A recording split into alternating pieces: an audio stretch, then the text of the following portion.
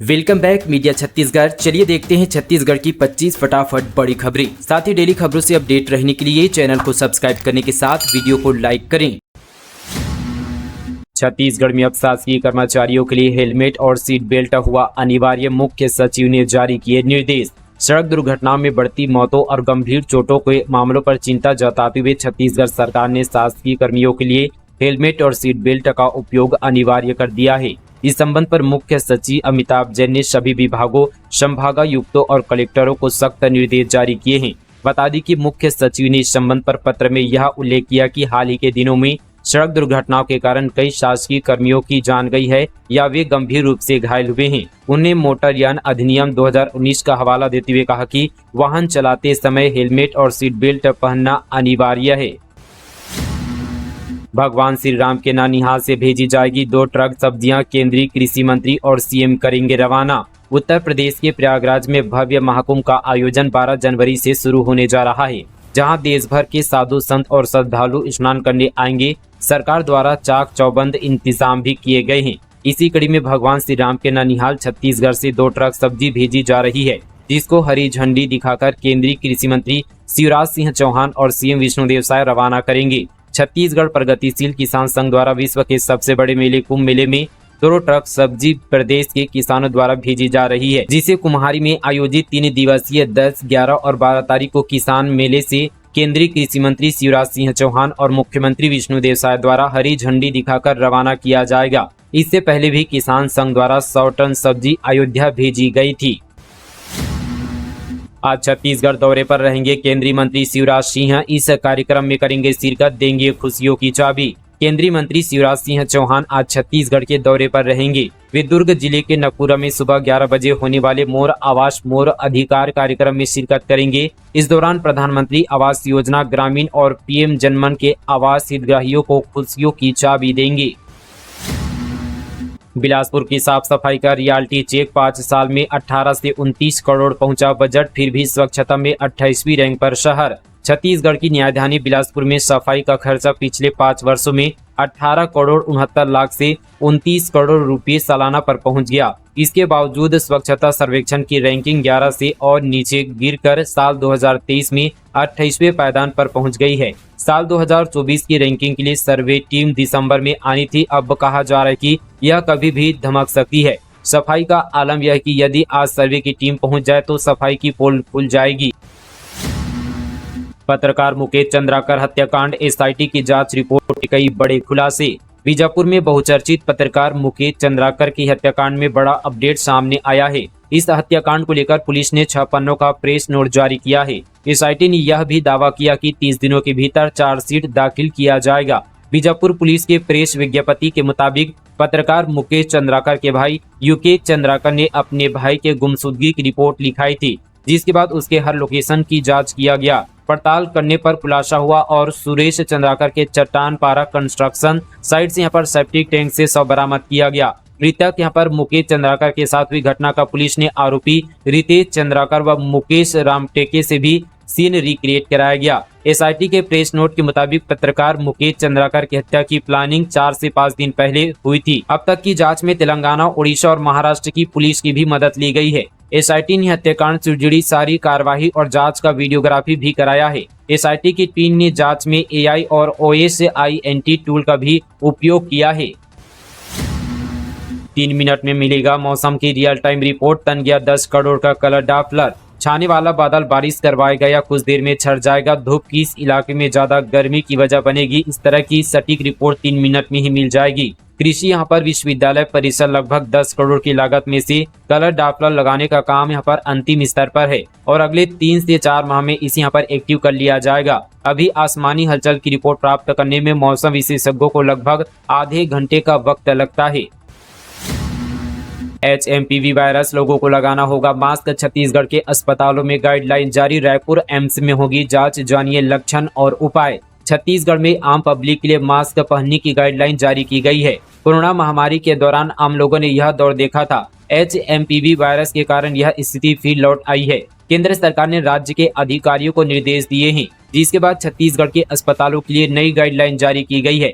यह गाइडलाइन छत्तीसगढ़ के स्वास्थ्य सेवाएं संचालनालय की ओर से जारी की गई है। इसे छत्तीसगढ़ के सभी मेडिकल कॉलेज, सभी अस्पताल अधीक्षकों, सभी जिलों के मुख्य चिकित्सा एवं स्वास्थ्य अधिकारी, जिला अस्पतालों के सिविल सर्जन और अस्पताल अधीक्षकों को भेजा गया है। केंद्र के अफसरों की ओर से बताया गया कि यह सांस से जुड़ा वायरस है। संक्रमण भी इसी तरह से फैलता है। इसमें सामान्य सर्दी या फ्लू के जैसे लक्षण होते हैं। भारत में इस समय कर्नाटक में 2, गुजरात में 1, तमिलनाडु में 2, महाराष्ट्र में 3 समेत 8 पॉजिटिव मरीज है। संक्रमण न फैले, इसे ध्यान में रखते हुए जांच और इलाज के लिए दिशा निर्देश जारी किए गए हैं, जिसके लिए यहाँ पर लोग साबुन और पानी से बार बार हाथ धोएं। अस्पताल या अन्य भीड़ भाड़ वाली जगह पर मास्क का उपयोग करें। बिना धुले हाथों से आंख या मुंह को छूने से बचे। बीमार लोगों के करीब ना जाएं।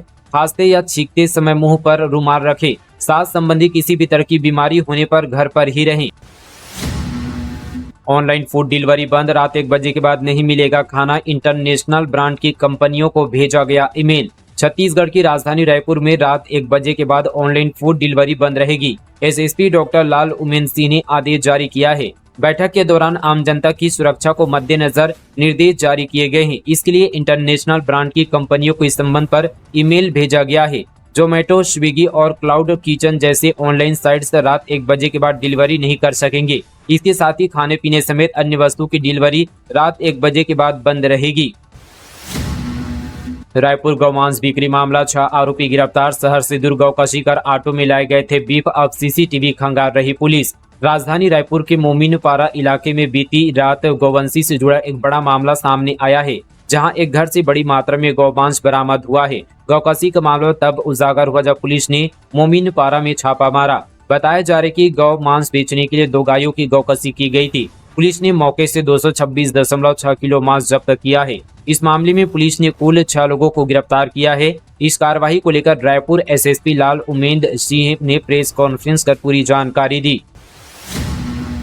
छत्तीसगढ़ पुलिस की नई ट्रांसफर पॉलिसी होगी लागू, नेता अफसरों के नहीं लगाने होंगे चक्कर। ऑनलाइन अप्लाई करेगा नक्सल एरिया में पोस्टेड स्टाफ। छत्तीसगढ़ की पुलिस जल्द ही नई ट्रांसफर पॉलिसी लागू करेगी। इसके बाद पुलिस कर्मियों को अपने ट्रांसफर के लिए नेताओं और अधिकारियों के चक्कर नहीं लगाने होंगे। पूरा सिस्टम ऑनलाइन होगा। इसे लेकर एक सॉफ्टवेयर डेवलप किया जा रहा है। इस सॉफ्टवेयर में पुलिसकर्मी खुद ट्रांसफर के लिए आवेदन करेगा। उसके सर्विस रिकॉर्ड और ट्रांसफर नियमों के अनुपस्थिति होने पर ट्रांसफर को लेकर आदेश जारी हो जाएगा। यह नई व्यवस्था 1 से 2 महीने के भीतर लागू हो सकती है। अवैध ब्लास्टिंग और अंधाधुंध खनन पर खुलेआम चल रहा खेल, प्रशासन की अनदेखी से ग्रामीणों का हाल बेहाल। खैरागढ़ जिले के ठेलकाडीह और आसपास के सीमावर्ती इलाकों में अवैध खनन का खेल खुलेआम जारी है। यहाँ सक्रिय दर्जनों खदानी और क्रेशर माफिया जिला खनिज विभाग और प्रशासन की अनदेखी का फायदा उठाकर अंधाधुंध खनन कर रहे हैं। पत्थरों के अवैध उत्खनन और ब्लास्टिंग न केवल पर्यावरण को बर्बाद किया है, बल्कि ग्रामीणों की जिंदगी को भी संकट में डाल दिया है। एनकाउंटर की दहशत, 13 नक्सलियों ने किया सरेंडर। कई बड़ी वारदातों में थे शामिल। 5-5 लाख रुपए का था इनाम। बीजापुर जिले में सुरक्षा बलों के एनकाउंटर से घबराकर नक्सली बैकफुट पर आ गए हैं। इसी कड़ी में बीते दिन मध्य प्रदेश के गोंदिया डिवीजन में सक्रिय रहे माओवादी दंपत्ति समेत 13 माओवादियों ने सरेंडर किया है। इन सभी के सर पर सरकार ने 5-5 लाख रुपए का इनाम घोषित किया था। 8 घंटे की पूछताछ के बाद ईडी ऑफिस से बाहर निकले पूर्व मंत्री लखमा। कहा, जब तक लड़ना पड़े मैं लड़ूंगा, मेरी कोई गलती नहीं। सत्य परेशान हो सकता है, परास्त नहीं। छत्तीसगढ़ के बहुचर्चित 2000 करोड़ के शराब घोटाले मामले में प्रवर्तन निर्देशालय ने दूसरी बार पूर्व आबकारी मंत्री कवासी लखमा और उनके बेटे हरीश लखमा से पूछताछ की। राजधानी रायपुर एक पचपेड़ी नाका पुजारी चैम्बर स्थित ईडी के क्षेत्रीय कार्यालय में 8 घंटे की पूछताछ के बाद दोनों बाहर आ गए। इस दौरान उन्होंने मीडिया से बातचीत में कहा कि ईडी ने उनके साथ कोई दुर्व्यवहार नहीं किया। उन्हें यह स्पष्ट किया कि जैसे अन्य लोग ईडी द्वारा परेशान करने की बात करते हैं, वैसा कुछ उनके साथ नहीं हुआ। प्रदेश में 10वीं 12वीं बोर्ड के प्रैक्टिकल एग्जाम आज से 31 जनवरी तक होगी परीक्षा। एब्सेंट छात्रों को नहीं मिलेगा दोबारा मौका। छत्तीसगढ़ में 10वीं और 12वीं बोर्ड के प्रैक्टिकल एग्जाम आज से शुरू होने जा रहे हैं। 31 जनवरी तक स्कूल अपनी सुविधा अनुसार एग्जाम यहाँ पर कंडक्ट कर सकते हैं। प्रैक्टिकल में एब्सेंट रहने वाले छात्रों को दोबारा मौका नहीं दिया जाएगा। माध्यमिक शिक्षा मंडल ने एक्सटर्नल एग्जामिनर की नियुक्ति कर दी है। जानकारी के मुताबिक प्रैक्टिकल और प्रोजेक्ट के नंबर 10 फरवरी तक बोर्ड को भेजना जरूरी होगा। तय तारीख तक नंबर जोड़ने और संशोधन के लिए भेजने पर स्कूल से हर दिन के हिसाब से 1000 रुपये लेट फीस ली जाएगी। जीएसटी की व्यवस्था सिर्फ अमीरों के लिए, छत्तीसगढ़ के पूर्व डिप्टी सीएम सिंहदेव ने जीएसटी पर बोला हमला। छत्तीसगढ़ के पूर्व deputy CM T S Singhdeo ने जीएसटी को लेकर सरकार पर जमकर निशाना साधा। उन्होंने कहा कि लोग टैक्स से परेशान हैं, जीएसटी की व्यवस्था सिर्फ अमीरों के लिए है, गरीब और भी गरीब होते जा रहा है, चौंकाने वाले आंकड़े हैं। 25 जनवरी तक भाजपा करेगी महापौर उम्मीदवारों का ऐलान, रायपुर में कोर ग्रुप की बैठक, नितिन नवीन बोले कार्यकर्ताओं को बनाएंगे नेतृत्वकर्ता। छत्तीसगढ़ में भारतीय जनता पार्टी 25 जनवरी तक महापौर पद के प्रत्याशियों का ऐलान कर सकती है। इसी के आसपास वार्ड के पार्षदों के टिकट की स्थिति भी स्पष्ट हो जाएगी। बीते दिन भाजपा के प्रदेश कार्यालय में कोर ग्रुप की बैठक हुई, जिसमें मुख्यमंत्री विष्णुदेव साय प्रदेश प्रभारी, नितिन नवीन प्रदेश अध्यक्ष किरण देव की मौजूदगी में मंथन किया गया। धमतरी में त्रिस्तरीय पंचायत चुनाव की आरक्षण प्रक्रिया पूरी, महिलाओं का रहेगा दबदबा। धमतरी में जिला पंचायत और जनपदों के लिए आरक्षण की प्रक्रिया पूरी कर ली गई है। धमतरी जिला पंचायत के 13 सीटों में से 8 सीटें महिलाओं के लिए आरक्षित की गई है। इसी तरह से जिले के 4 जनपदों में से 2 जनपद अध्यक्ष की सीट महिला आरक्षित की गई है।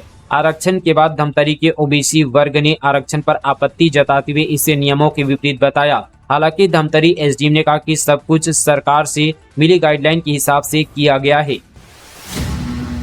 छत्तीसगढ़ में अजब गजब शिक्षा, गुरुजी छात्रों को लिखा रहे मैं गधा हूं, मैं बड़ा होकर गोबर बीनूंगा।